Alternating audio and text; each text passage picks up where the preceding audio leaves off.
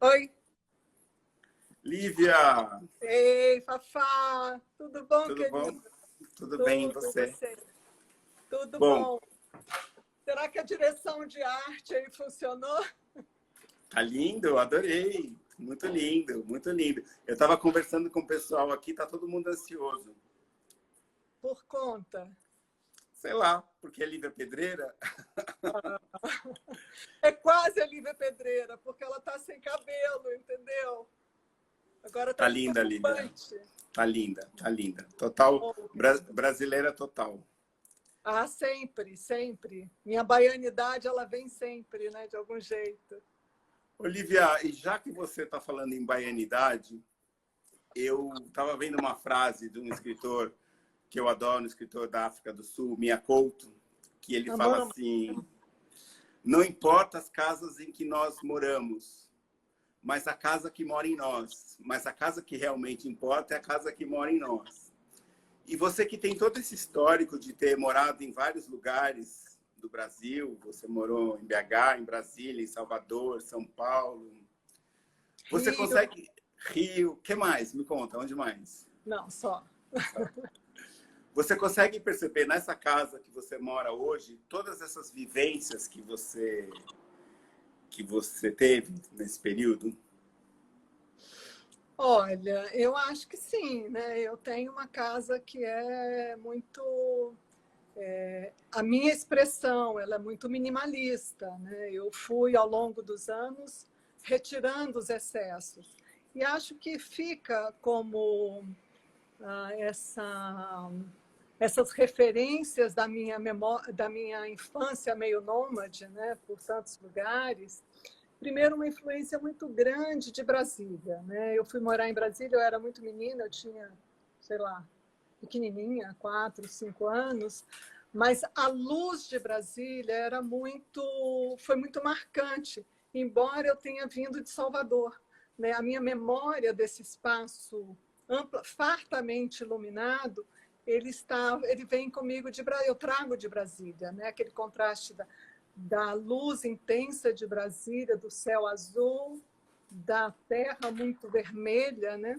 Essa terra hoje está aqui nos meus, eu adoro tudo que é terracota, tudo que é cerâmica, enfim, é uma maneira dela estar aqui junto, e essa terracota bem vermelha, né?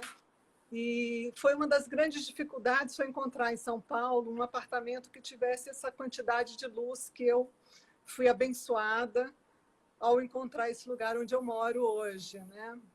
Olivia, as Enfim, pessoas... Desculpa, um segundo. As pessoas falam que, geralmente, o primeiro imóvel que a gente vê quando está procurando é o imóvel que a gente vai comprar, que depois a gente fica perdendo tempo vendo vários. É verdade isso?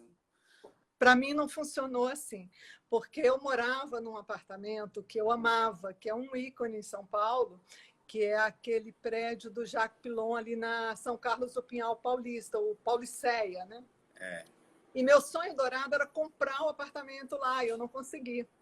Então, eu já tinha o apartamento que eu queria, porque eram aquelas janelonas de vidro, né, de cima a baixo, quase mais 3 metros de pé direito. Então, eu tinha ali isso que me faz tão bem, que é essa iluminação intensa, natural. E aí, quando eu decidi que eu precisava comprar um apartamento, eu comecei a procurar um apartamento em São Paulo com essas características, né? Eu cheguei a olhar, eu acho que mais de 60 imóveis. Sério? Sou louca, apaixonada. Quando apaixona é assim. Aí eu acabei, assim, já tinha desistido, inclusive, de comprar apartamento, né?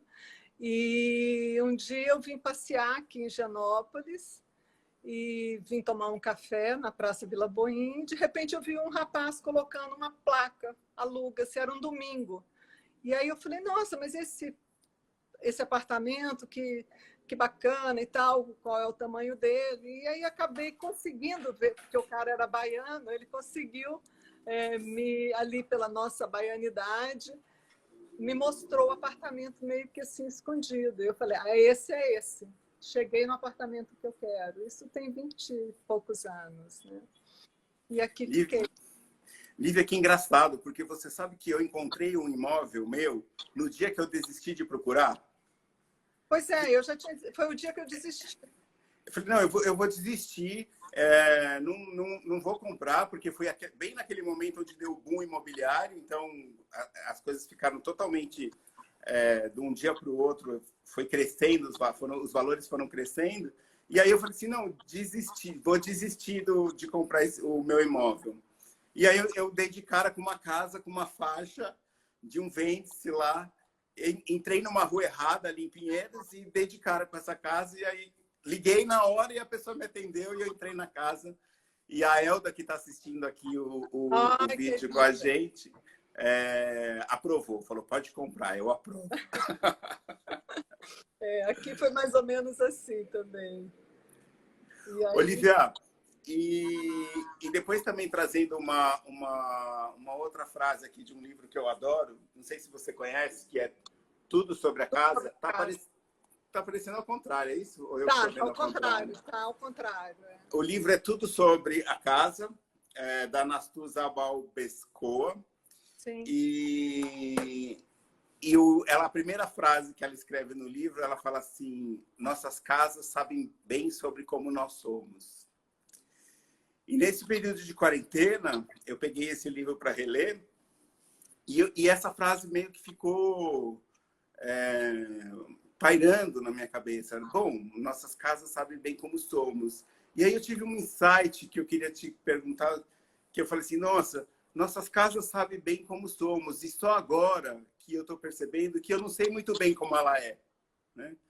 Parece que eu passei muito tempo cuidando da casa dos outros, cuidando do morar, né, dos clientes, e nessa velocidade da vida, nessa velocidade do cotidiano, apesar da casa ter os seus objetos afetivos, apesar de ter os livros, eu percebi que esse tempo que a gente está em casa, que acho que são aproximadamente 70 dias, 80 dias, né? Não tô muito, nem conto mais, né?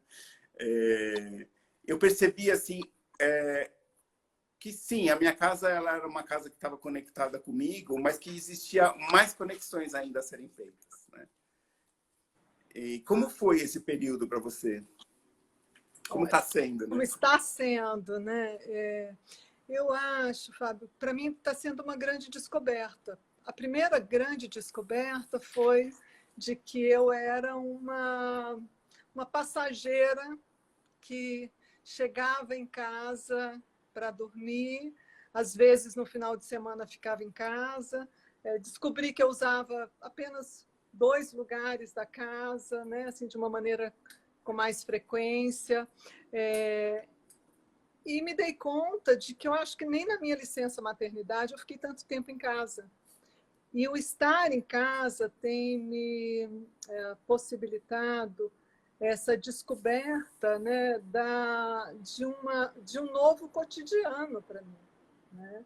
Eu tinha uma rotina completamente fora de casa. E também meio, né, você é um profissional que desenha as casas dos outros. Eu sou a profissional que desde sempre edito a casa dos outros, né? Então, assim, sempre achei que eu não teria uma casa com a minha cara, né? E eu fico muito feliz que esse apartamento que eu moro, ele tem a minha cara, porque ele ficou, como eu disse no início, eu fui reduzindo tudo, né? E eu acho que esse é o meu movimento de vida, é o ficar com o que é o essencial, né? Então, hoje, a única coisa que eu sinto falta é a máquina de lavar que eu quebrei no primeiro dia, porque eu não sabia usar. Né? Então, assim, me apropriar do meu espaço está sendo muito rico, né? O fato de poder voltar a cozinhar diariamente para mim, né? Eu consegui a proeza de emagrecer durante esse período, né? Porque eu estou comendo bem, estou comendo o que eu gosto. Esse religar ao fazer o alimento, né? O preparo do alimento, eu acho que isso é muito importante. Eu acho que tem quase que um religar-se com a nossa, eu adoro essa palavra, ancestralidade, né? Eu sempre que vou para a cozinha, eu me lembro tem uma cena que me vem muito, que é aquela coisa da fogueira, onde o Homo sapiens possivelmente teve a sua primeira, né, a sua primeira casa, né, o seu lar, que nasce a partir do fogo. Então, eu acho que são descobertas também menos óbvias, né, mas dessa reflexão de onde viemos e do que eu de fato quero.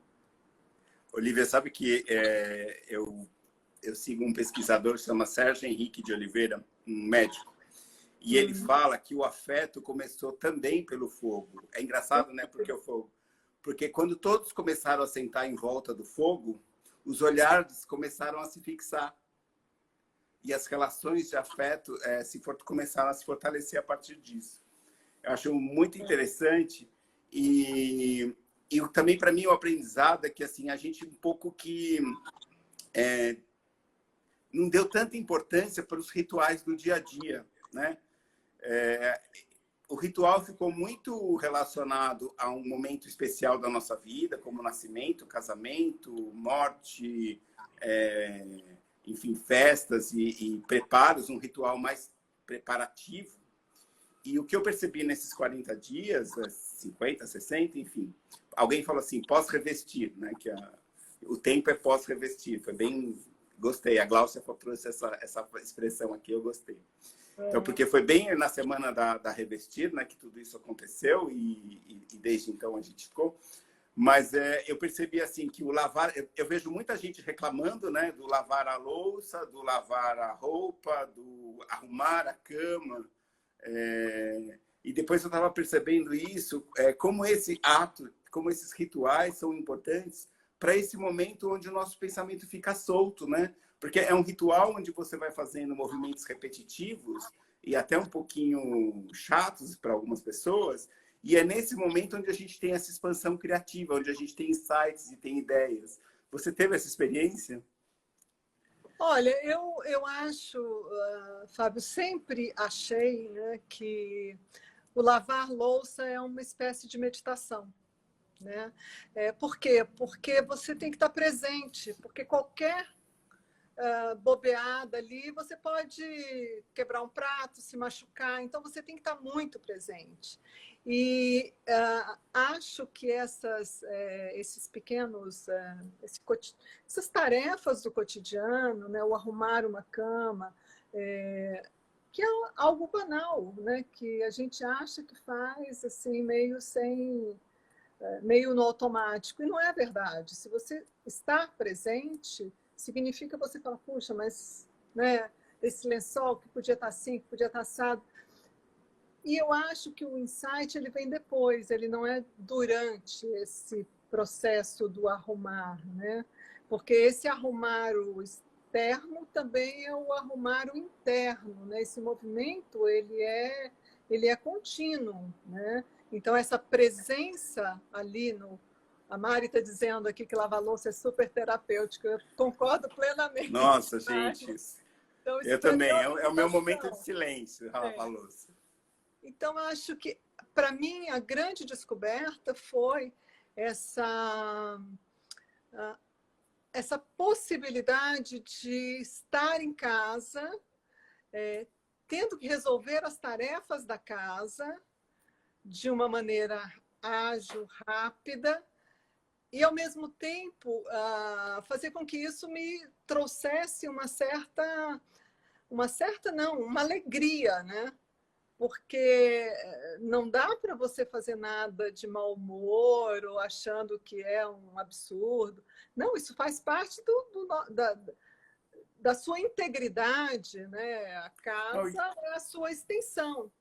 E que eu acho que agora a gente tem metas, né, para lavar louça, né? Porque não pode mais simplesmente lavar a louça, tem que ser rápido para voltar, né, para as tarefas. Exatamente, é isso. Né? A gente hoje tem que se dividir dentro do contexto da casa, que não está preparada para uma série de atividades que a gente hoje desenvolve. Você tem que fazer ginástica, né? Aí tem a meditação, aí tem o trabalho, aí tem as plantas que a Neuma acabou de lembrar, que a gente adora e quer cuidar. Enfim, como você organizar tudo isso de maneira a não enlouquecer, né? E eu acho que no meu caso, foi um desafio muito grande. Como eu disse, eu nunca fiquei tanto tempo em casa. E a casa, para mim, era o lugar que eu vinha, né? Enfim, chegava, dormia, jantava.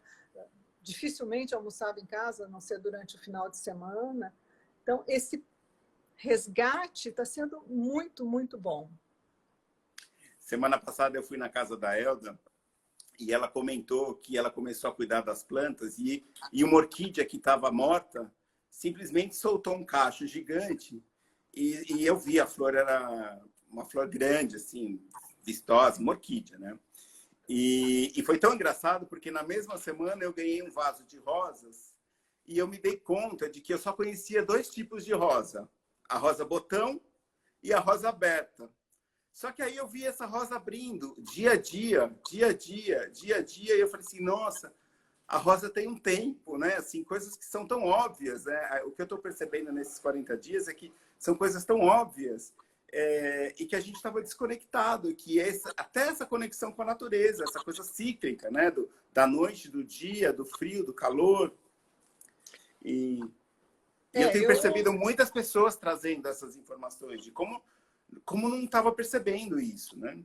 Não, Fábio, porque a gente estava totalmente fora, né?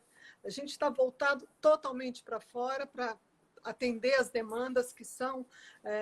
A gente tem discutido muito isso na Casa Cor, né? Não é um chavão, essa história da casa ser o nosso ponto central, né? O Léo acabou de falar disso, né? Que você voltasse para casa, voltasse para si, é voltar quase para o útero, né? E essa volta nem sempre é simples, né? E eu acho que tem muita gente que não entende isso nesse momento, né? Então tá doido para sair, mas sair para onde, né? Sair para onde? Então acho que a gente tem que se colocar essas questões e poder aproveitar esse tempo, né, de quarentena, que já não é nem quarentena, né? Quarentena vezes 2. Oitentena. Oitentena, e fazer essa reflexão, né? A gente, como nós seremos pós-quarentena, né? Eu já começo a revisar um monte de coisas. Eu dificilmente vou querer entrar na mesma loucura que eu vivia, né? Tão fora de casa, tão desconectada do meu espaço, né? do meu eixo no mundo, que é a casa, né? Então, acho que a gente pode pensar... Aí tem muito pano para manga, né? A gente fazer essa reflexão do que será a casa. Eu acho que a gente vinha num processo de angústia e ansiedade muito grande, né? Porque a gente colocava a questão da tecnologia como o grande vilão da história, né? Então, não, porque a tecnologia acelera. Bom, aí o que a gente acontece que a gente vê que graças à tecnologia a gente está podendo se falar agora, né? Graças à tecnologia você está podendo estar de certa forma com os amigos, com a família, e também graças a trabalhando, né? E muito, né? Ninguém consegue ficar. A gente não conseguiria trabalhar, né? Se não tivesse acesso a todas essas benesses que a gente tem, que a tecnologia nos proporciona. Mas como é que a gente retoma essa vida, né, depois de ter experimentado coisas tão boas como ficar em casa? Exatamente, né? E eu tenho visto algumas lives, enfim, alguns e-mails que chegam, né? Falando muito sobre essa casa do futuro e reforçando essa questão da tecnologia, né? Fortalecendo muito a importância da tecnologia, que eu entendo que, assim, quando eu comecei a estudar a relação com a casa, a tecnologia sempre foi muito conectada, porque nós só nos tornamos civilizados, assim, para morar nos grandes centros urbanos, a partir de um desenvolvimento da tecnologia, né? Ela sempre esteve muito inserida, principalmente na cozinha e no banheiro, né? Uhum. E eu entendo que isso vai continuar cada vez mais, né? Nós vamos nos aprofundar com a internet das coisas, enfim, a realidade virtual também muito forte entrando e talvez muitas outras coisas que a gente nem consegue imaginar o que será ainda, né? Mas aproveitando aqui uma deixa que alguém, eu acho que a Andréia, uma arquiteta Andréia, deixou que nós seremos mais pobres. E eu acho que não, né? Esse olhar é um grande momento de nós nos tornarmos mais ricos. Porque estar em casa é estar conectado com a nossa criatividade, né? Pelo menos foi o que eu aprendi e é o que eu acredito, né? Esse lugar, essa casa, o tempo vivido, né? Essa possibilidade da gente sair do tempo concreto, né? Das horas, que a gente não consegue vencer nunca, que sempre vem para cima da gente. E a gente viver o tempo vivido, que é onde você está falando que você sentiu um prazer imenso e que não sabe nem como vai ser para quando tiver que voltar, se tiver que voltar para um outro ritmo, né? Mas sim, acho que é um grande momento da gente olhar para dentro, né? Para perceber esses valores que foram se perdendo, né? Esse resgate da intuição, da emoção, essa possibilidade de criar, enfim, de olhar o entorno e como uma criança fazer um mundo novo, né? É isso que eu venho pensando muito sobre Casa do Futuro. Eu também, Fábio. Eu acho que tem um aspecto que você levantou bem, que é a questão de como a tecnologia vai nos ajudar cada vez mais a ter casas mais amigáveis do ponto de vista da conectividade, né, da internet das coisas, né? Olha, o sonho de consumo, você chegar na geladeira e saber o que está faltando, que você vai, né, imediatamente isso segue para um supermercado, chega lindamente na sua casa sem você ter que fazer aquela limpeza toda que a gente tem que fazer hoje. Mas, enfim, isso é muito bom, mas isso é um aspecto somente, né? A gente pode imaginar o que a impressão 3D trará como resultado, né? Como possibilidade, como resultado não, como possibilidade, né? E eu acho, outro dia eu ouvi o Guto Requena comentando, a gente estava conversando sobre algumas questões, e a gente chegou a uma reflexão que é a possibilidade da cocriação, né? Cada vez mais o seu cliente será um coautor do projeto com você. Né? Isso eu não tenho dúvida. E não é na questão do palpite, né? É amarelo ou verde, não é isso. É na concepção mesmo, porque ele terá que cada vez mais se desnudar para você. Você, enquanto profissional, que vai fazer essa leitura. Porque aquela casa showroom, ela não existe mais. Né? Quem tem a casa showroom, que é aquela que, né, monta, assim, vou na loja, compro tudo. Essa casa não tem vida, ela não tem alma, ela não tem a memória, ela não tem a conexão. Por isso tem pessoas que estão tão tristes em casa, entendeu? Porque essa casa não conta a própria história. Né? Então, quer dizer, cada um tem uma história e o profissional ele tem que se apropriar também dessa história para traduzir isso em espaços, em ambientes, né? Você sabe que essa semana eu tive um cliente, um projeto fechado durante a quarentena e a minha experiência foi assim, eu não sei como, eu acho que eu vou falar que nem você, eu não sei como será depois dessa experiência, porque assim, o que eu percebi é que a gente sempre teve uma preocupação de ir na casa do cliente para observar os seus modos, costumes e sentir o ambiente como é. Mas eu tive uma sensação de que também é uma possibilidade do cliente se esconder de nós. Né? É como ele se camufla, como ele conta uma história ali meio que... Enfim, e esse projeto que veio e as reuniões que foram continuando via aplicativos, enfim, as pessoas tiveram que se expor muito mais e elas ficaram livres para se expor. Tiveram algumas, esse projeto específico, que ela conseguiu achar ferramentas onde a gente conversava uma noite sobre o projeto e na manhã seguinte o projeto já vinha modificado por ela mesma. Olha, eu pensei e aqui eu vou pôr a toalha, então eu preciso que aqui seja desse jeito, eu quero que o gelo esteja nesse lugar quando eu for receber alguém e eu quero quando eu tenho essa namoradeira aqui, eu curto muito para ficar com meu marido, assim, e o projeto entrou numa dinâmica. Primeiro que galgou uma velocidade absurda, que seriam horas e horas de reunião que seriam desnecessárias e talvez nem suprisse tudo que aconteceu nesse projeto, né? Então eu fiquei pensando muito mais, engraçado, você falou do cliente ser um coautor, né? Eu tive uma sensação muito diferente, que seria eu ser o coautor da autoria do cliente, sabe? Porque... Sem dúvida, Fábio. Eu acho que essa coautoria aí, ela não tem, né? Assim, você não sabe se é de um ou se é de outro, quem é que começa a história.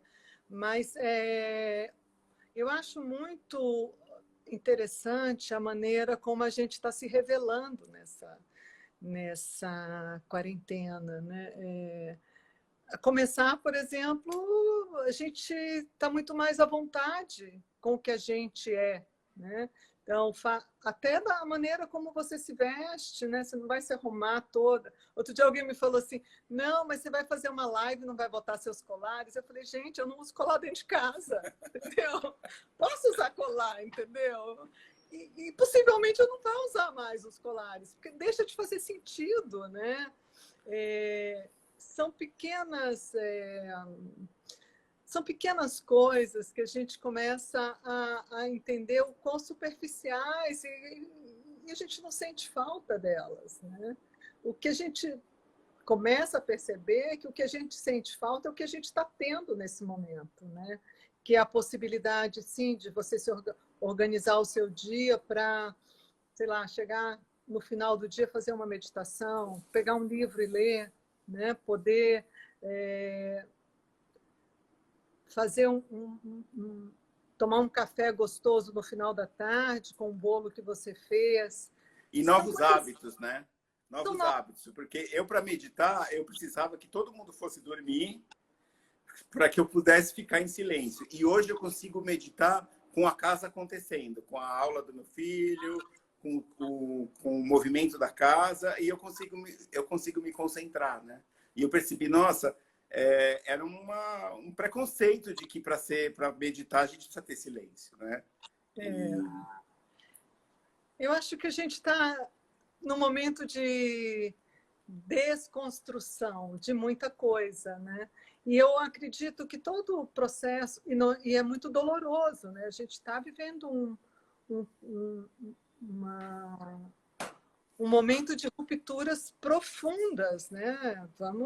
A gente está olhando o mundo lá fora e está vendo o quão radical estão sendo todas as mazelas humanas estão sendo escancaradas, não há mais véus. Isso é uma frase da minha filha que eu tiro o chapéu, porque ela fala, mãe, ninguém consegue mais esconder nada, né?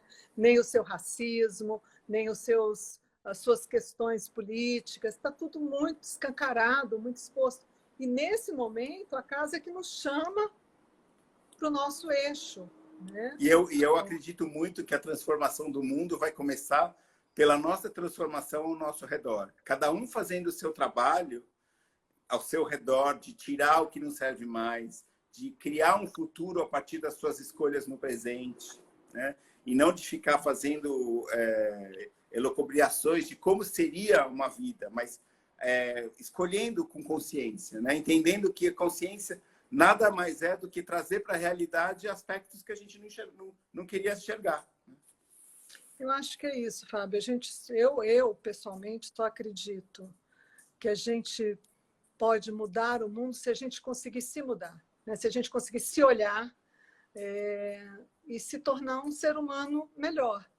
Eu só acredito que a gente vai conseguir grandes mudanças a partir da micromudança, né? Porque eu não posso querer fazer uma mudança gigantesca, sendo que os homens não estão preparados para isso, né? Cada um tem que fazer essa autorreflexão e buscar dentro de si uma ética de vida que seja uma ética de amor, né?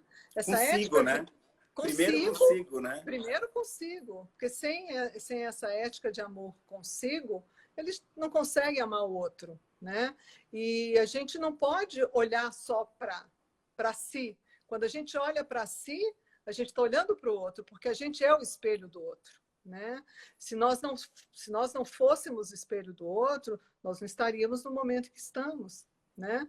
E a gente entendendo aí como esse outro foi abandonado por todos nós, né? Então, a gente ainda tem uma chance de redenção. eu acredito. E eu acho que está na casa, está na relação com a casa. Sem Eu dúvida. acho que aí essa frase, né, de que nossas casas sabem bem como somos, vai partir para esse exercício de cada um olhar ao seu redor, né, e perceber que ó, isso já não sou mais eu. Você sabe que eu tenho uma experiência que foi muito engraçada. Né? Eu estou escrevendo sobre ela e vou falar ela publicamente. Eu fui numa meditação, enfim, de um monge que eu adoro, que é o Satyanata, e eu comecei a entender o poder que a gente tem de magnetizar as coisas ao nosso redor, né? Que tudo aquilo que está ao nosso redor é uma expansão da nossa mente. E eu achei, e isso me tocou bastante, mas eu não tinha entendido muito bem na decoração, no design de interiores, como que isso podia acontecer, né? E foi tão engraçado porque nesse dia eu fui numa loja de departamentos de decoração dessas que a gente adora, que a gente quer comprar tudo.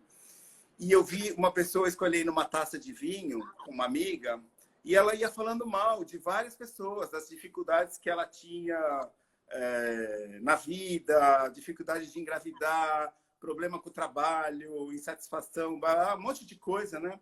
E aí, naquele momento, eu entendi esse ensinamento de como ela estava magnetizando aquele copo, né? Como ela estava colocando muita intenção, né?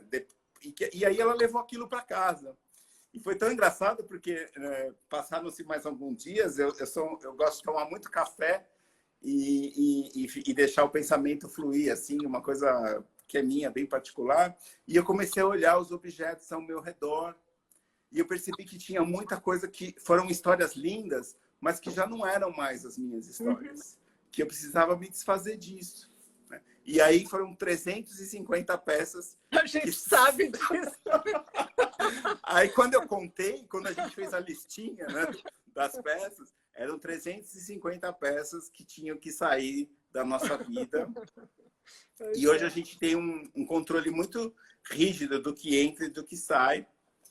E só então é que eu tive a grande inspiração para começar a fazer a minha futura casa, que é a casa que eu estou construindo hoje.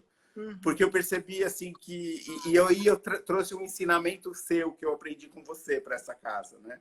Tipo, que essa casa teria que representar uma arquitetura do momento, olhando para o futuro, que ela não poderia ter uma raiz no passado, uma repetição de algo no passado, que ela teria que ser um processo do agora, que foi algo que você fez na sua casa, né? Assim, eu aprendi quando você estava construindo a sua casa, quando você decidiu.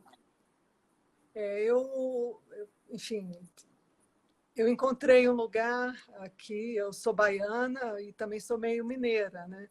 Tenho mãe mineira, pai baiano, nasci na Bahia, e tenho muito forte essas duas histórias, nessas duas tradições, enfim. E eu queria muito achar um lugar onde eu tivesse perto do mar, mas eu tivesse na montanha. E um dia eu encontrei um lugar aqui perto, que é em Cunha, esse lugar, que é um terreno pequeno, naturalmente, porque eu não tinha pretensões de ser fazendeiro, eu queria uma coisa muito pequena, e fui, mais uma vez, abençoada, encontrei numa área rural um terreno com uma proporção pequena. O Fábio acompanhou muito essa história, e quando eu fui fazer a casa, eu quis exatamente uma casa que fosse do tamanho do meu apartamento em São Paulo, né? Ela não é uma casa grande, ela é uma casa que tem 100 metros quadrados, 100 e poucos metros quadrados. E eu olhava assim, eu pensava, o que essa casa, né? O que ela tem, o que ela precisa ter, né? E ela tem o essencial, ela tem exatamente o essencial. Né? E ela é extremamente gostosa, está dentro da natureza, muito perto do rio, né? Eu tenho 2 vizinhos. Então, aquilo ali é um microcosmos assim, muito abençoado. Mas, de fato, a casa, eu olhava a casa com um olho para o futuro. Né? Ela o projeto dessa casa do Zé Luiz Favaro, que, enfim, me ajudou muito a... É interessante, um dia eu acho que ainda vou escrever um livro sobre essa casa, pelo seguinte, a primeira conversa, gerou uma casa gigantesca, porque eu adoro pedras. Então, eu começava com uma murada de pedra, tinha não sei quantos quartos. Eu fui olhando aquilo e falei, gente, não sou eu, não sou eu, né? E essa casa, de fato, ela virou um bangalôzinho, né? Super, claro, não podia ser, tem uma linguagem absolutamente moderna, né? Tem da melhor tradição moderna, mas ela é essencial, ela tem só o que eu preciso, né? Não mais que um lugar para encontrar os amigos, para a gente cozinhar juntos e tem 2 quartos super ventilados e iluminados e muito verde ao redor. Então, eu posso envelhecer tranquila ali. Vai ser uma delícia. Olivia, como é legal essa criação com alguém muito próximo de você, né? Porque a minha eu criei com um amigo meu também, o André Nucci, arquiteto, e que soube traduzir esses nossos sonhos. E como é bom quando a gente tem essa intimidade, né? Porque essa brincadeira, né, de casinha, esse brincar de casinha, como isso é importante, né, na relação. Olha, eu, por essa experiência, foi assim, eu acho que se o Zé não fosse um amigo, né, um grande amigo de muitos anos, ele teria me abandonado logo no início, né, porque aquela história o briefing que o primeiro briefing que você passa, ele é totalmente fora da sua, né, do seu ser, né? É a casa Algo concreta, né? que você projeta, né? Você fala, nossa, eu sempre quis ter uma paredão de pedra, uma lareira externa, não sei o que assim, gente. Aí você começa depois, né? E essa intimidade que você menciona, ela é fundamental, porque a pessoa que vai te fazer a pergunta assim, escuta, você acha mesmo que você vai ficar numa lareira externa, num lugar frio como esse, numa noite estrelada? E você fala, não vou, né? Então, para que a lareira externa? Então, tem essa troca que é muito, muito rica, né? E eu, assim, se eu puder dar algum tipo de sugestão para quem está nos ouvindo, tanto para o profissional quanto para o futuro cliente, é que essa relação ela seja a mais verdadeira possível, né? E que não haja nenhum tipo de constrangimento em dizer, olha, não entendi ou não gostei, né? Essa relação ela precisa ser de troca e muito intensa. Que bacana. Lívia, estamos chegando ao fim aqui, nossos 40 minutos. Quero agradecer você de coração, né? Muito bom, muito legal. E eu acho que é isso, né? O mundo só vai mudar quando a gente transformar o nosso redor. E a casa é a nossa terceira pele, Sem né? dúvida, sem dúvida. Grande beijo. Beijão, muito obrigada pelo papo, adorei. Tchau, gente. Obrigado para todo mundo, Tchau. viu? Tchau, tchau.